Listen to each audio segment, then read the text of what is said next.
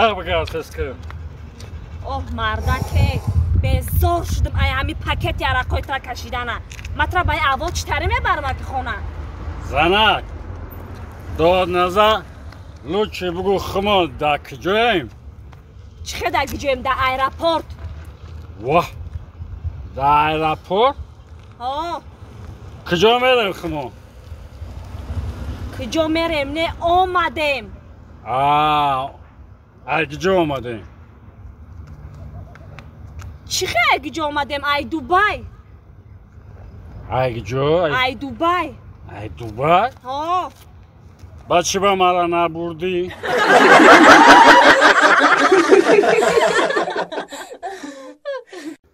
خوش آمدیم خوش آمد اکا کامل جان سعدی جان جان سلامت باشی آکای سونا جان او میگم ممی بعد زنگیرید شکفتیده ای سلامت باشی شکفتی سعدی جان شکفتی عجایب گام میدانی ده کس زدی من نمیش کوفا این مغز چاق دبی این بی همین زن میگیرید دایی بعد با او رو میجیده خدا را شکر اینه با میوار یعنی مغز چاق دیگه چی میخوب دایی آخه اکا کامل لا با یکا میگم ای اکا نگو خی ها بچه ما شما مایده ایم اکا کامل ای جان مایده هم باشی سونا جان سیرم نو اکایی اکا ایرا بی اکایی اکا چکل کت ندیدیشی اکایی وقت سیرم میگم این بچه سیفی چند شده؟ سیفی نه اکا جان سیفی نه نه؟ همیه؟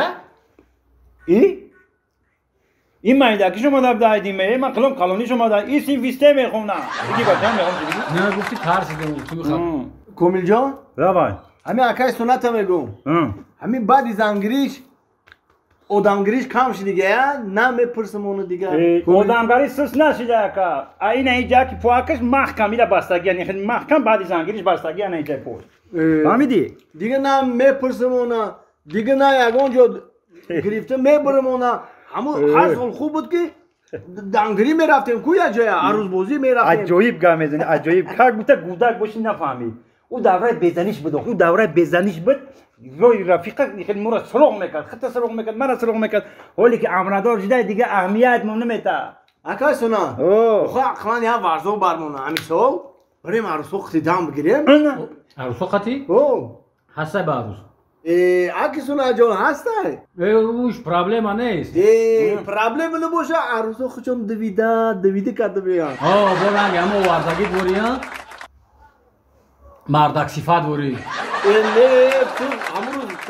کیفو ترنگی بعد بود اون شافیار من بود نه خیلی بهتر کردش خیلی من نوشیدگی هایگو جو بدونم با چی نگو گو چی گو مرا هم بزرگ کرد از زنگزره که با کمیریم دنگیری خیلی باشه سعدی جان ورزا بخیان بو چو اگانی بود گام ورزو میریم شما برای پیش ماشین دا بشینه نگه ما کلتور میگیریم و میوم خب یک کار میکنیم نکی یکم سو میگیریم همون تا پاپوتین بگذاریم ما بچه را ایده درون میمونیم با میریم میشه خیلی بچه رفتیم زنک زنک اولا به هم کلتور ماشین بگی بیو من جرم خطیه جمعه میوم کجا میره؟ یا جمعه میوم ایزو نمیکشی مردک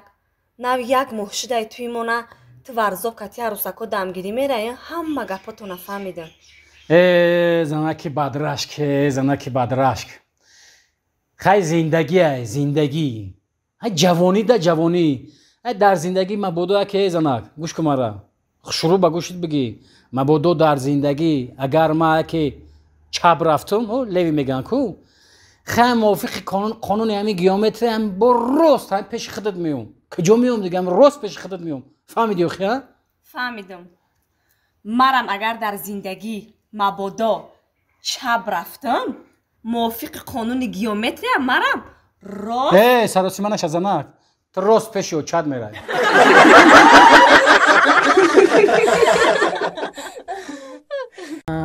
225 اوه هفت اگه خله ماشکا ایشان پره کور دیرشت ساعتم السلام علیکم اکاجونی ما سلام علیکم سلامت باشی اکاجون چی پرس ممکنه خوب همین طرفی زرافشان مارشکه چند میره اکاجون زرافشان میره او زرافشان میرم این همین جای نمیره مارشکه ما 8 میره این تاکسی نمی همش تا طرف جمع این همین 8 دمیش که برم ما تاکسی نمیرم یک کلیم سمپل دارو ما دا مارشکه میرم مارشکه میره خیلی بس همین جای اقام تاش میره اون اومد خبره اخی بشینیم بریم ادم یا آقا جون خودت ماشینی چند میری ما دورم میشینم دورم دو دوم پیچات میرم سفینه سفینه یا آقا داو چه خطا نشون میتونه برآمد نکنی سرود میخونی اکتوری میکنی رقص میکنی چیکار میکنی آقا همه میبینه تا ما قناع زینی که همه ببینه چه قزوره آقا نه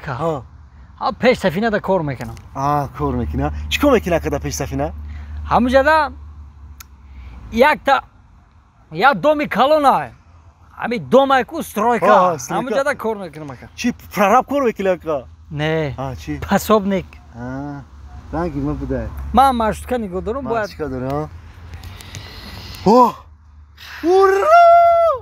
حالا 28 اومد خیلی رفتیم آقا انا رفتیم کجا؟ میره بخی هر دو بار زرف شو بره تر سفینه اونو 28 مارچکه 28 اومد دودار او 28 نمیره تو 8 خطی گفتم برای کو 8 دو گفتم کو 28 نه 28 ما 2 خطی میرم تو 8 خطی فهمیدی اگر 8 خالی اومد مشکل میشه برا فهمیدی 28 نه 8 فهمیدی همین 28 تا میره اون تو نمیشه میره آخه آقا خود دو گفتی ما 8 28 تا در فکر کردم 28 داری باشه هم 28 اومد خبره 8 هی بچه استر بشی من بشینم من شتنگیری با حضر سلام موضوع جان سازی موضوع میدونی چی دین شب من خونه رفتم شما یا دختر قپیدم دابلوی سپالی میدونی چیکار کرده استبدن ای اولی بی مشتکه اومد این مشتکم پرای بینی دختر خشرو همون موضوع را یه بار دیگه زنگ نمیزنی؟